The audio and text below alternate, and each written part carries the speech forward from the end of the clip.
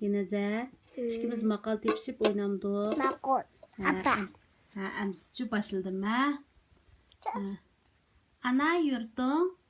Aman burada yangi yolu zaman bulmaz. Sevirnin. Tiki altın. Sebep kılsan. Şibette tutuktaydı. Yette ölçep. Bir kez. Aldamçının. Kuyruğu. Bir. Hı. Hmm. Öz elinin. Neneye küçük gündüz hamliye. Yaxşı.